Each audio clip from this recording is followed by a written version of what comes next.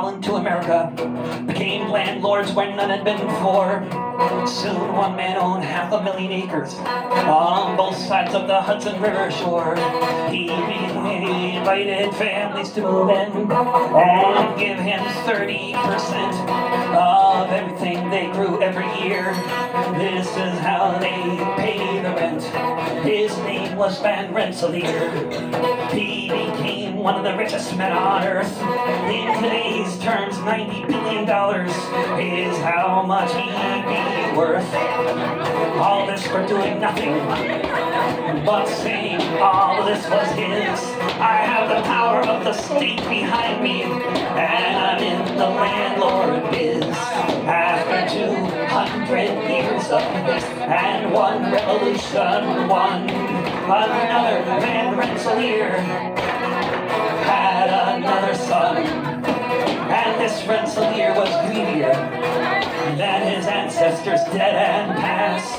It was the 1840s, and things were changing fast. It was the straw that broke the back.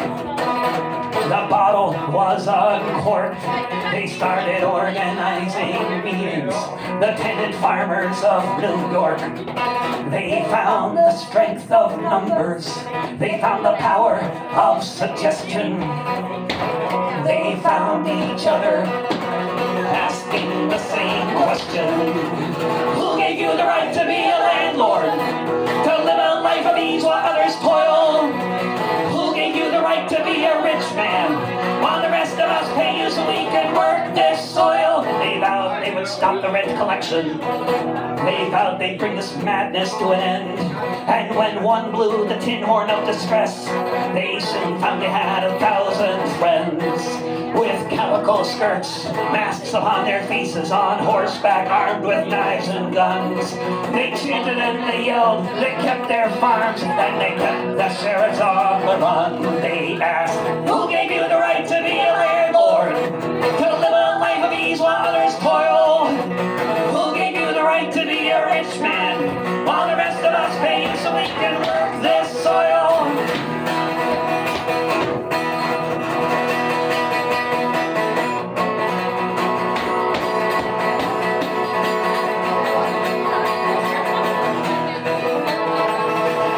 Governor's militias tried to stop them, but nothing could be done to break their will. And by 1848 the landlords buckled, sold their holdings to the farmers in the hills. Yes, they overthrew the feudal system, but it's replaced now by speculators and banks. And you can still hear the homeless families asking of all the land and gentry in our ranks, who gave you the right to be a landlord? To live a life of ease while others toil? Who gave you the right to be a rich man while the rest of us pay you so we can work this soil? Who gave you the right to be a landlord? To live a life of ease while others toil? Who gave you the right to be a rich man while the rest of us pay you so we can work this soil? Who gave you the right?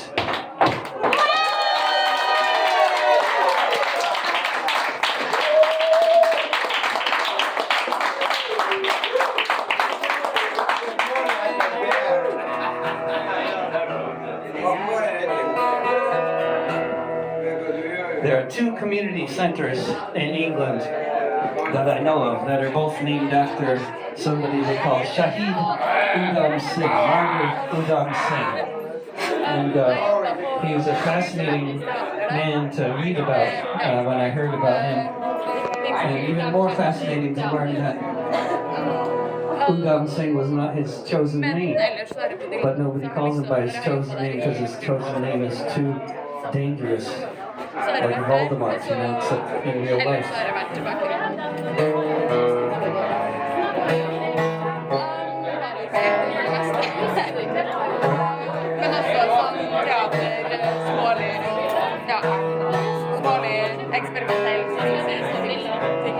Born in Punjab in 1899, at the bottom of the ladder.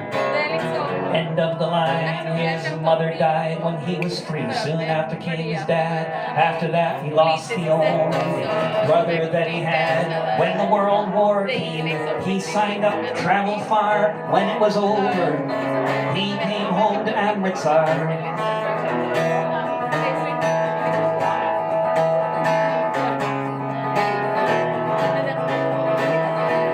He was served water to the people, gathered in the garden for the festival. When the soldiers opened fire, between the four walls filled with thousands of families, 1,000 people killed, he began to organize with others of like mind. Then he knew he had to leave his home behind. Ram Mohammed Singh Azad went across the sea to strike a blow. In the cause of liberty, he was called many names, but the one his comrades knew was written on his arm in the form of a tattoo. He spent years in prison, arrested by the crown. The leader of his party by the British was gunned down. From India to Africa, he ventured forth. Finally, he made it to the north. Ram Mohammed Singh Azad went across the sea to strike a blow in the cause of liberty.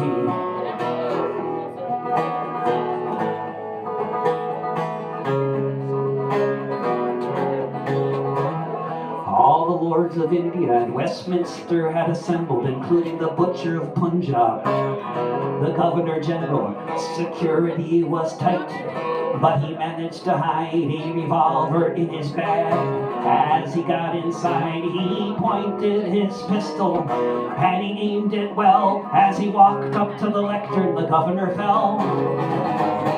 Ram Mohammed Singh Azad went across the sea to strike a blow in the cause of liberty. Ram Mohammed Singh Azad didn't try to run. He awaited his arrest and was taken off to prison in the year of 1940. The 31st of July, they put a noose around his neck, and in Pentonville he died. Hindus, Sikhs, and Muslims and others gathered round in Punjab, where they laid his ashes in the ground. Ram Mohammed Singh Azad went across the sea to strike a blow in the cause of liberty. Ram Mohammed Singh Azad went across the sea to strike a blow in the cause of liberty. Born in Punjab in 1899.